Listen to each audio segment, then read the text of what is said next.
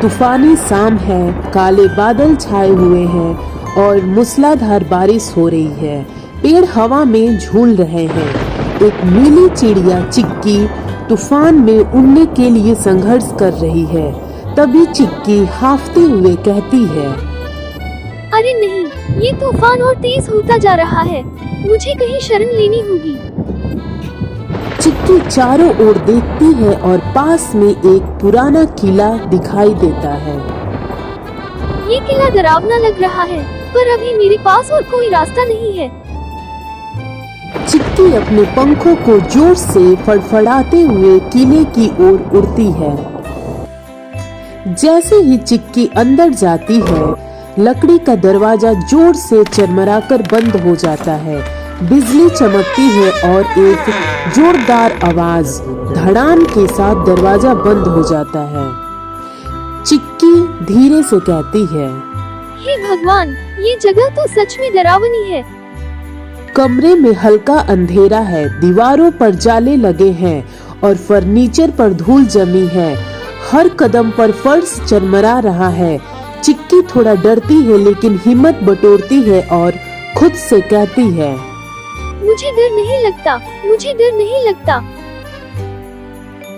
अचानक एक हल्की सी आवाज आती है और एक चमकदार पारदर्शी आकृति हवा में तैरते हुए चिक्की के सामने आती है।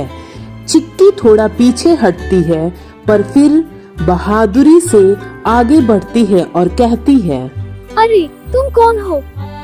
मैं वो हूँ, इस किले का भूत। लेकिन मैं तुम्हें डराना नहीं चाहता। मैं तो यहाँ बस अकेला रहता हूँ। अकेले? तुम्हारे कोई दोस्त क्यों नहीं है? सब मुझसे डरते हैं, मुझे देखते ही भाग जाते हैं। मैं बस किसी से बात करना चाहता हूँ। मैं तो तुमसे नहीं डरती, हम दोस्त बन सकते हैं। सच में? तुम सचमुच मेरी दोस्त बनोगी? बिल्कुल, मैं हर दिन तुमसे मिलने आऊंगी। चिक्की और बू मिलकर किले की खोज में निकलते हैं। बू दीवारों के आर पार होकर गुप्त रास्ते ढूंढता है और चिक्की ऊपर की कोनों में उड़ती हुई गुनगुनाती है।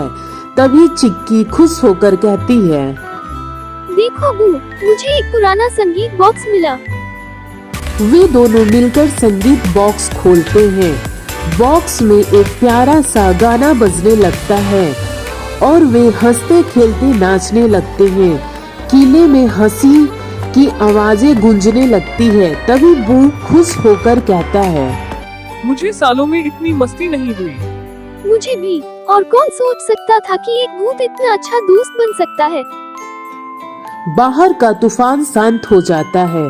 चिक्की खिड़की से बाहर देखती है और देखती है कि बादलों के बीच सूरज की किरणें झांकने लगी है।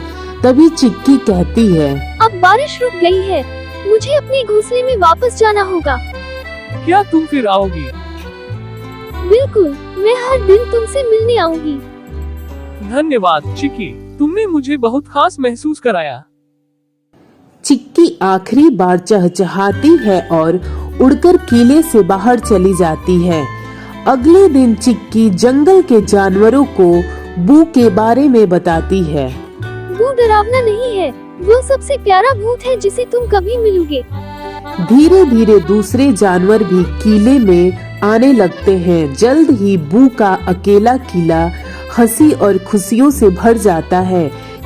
कैमरा जूम आउट करता है और दिखाता है कि कभी डरावना दिखने वाला किला अब जानवरों से भरा हुआ है, जहां सब गा रहे हैं, खेल रहे हैं और खुश हैं। तभी बू मुस्कुराते हुए कहता है, चिक्की की वजह से मुझे सबसे अच्छे दोस्त मिले। और मुझे सबसे बहादुर दोस्त मिला, एक दोस्ताना भूत। इस कहानी का मूल संदेश यह है कि सच्ची दोस्ती किसी के रूप या डर पर निर्भर नहीं करती। असली दोस्ती उन धारणों से परे होती है जो हमें डराती है।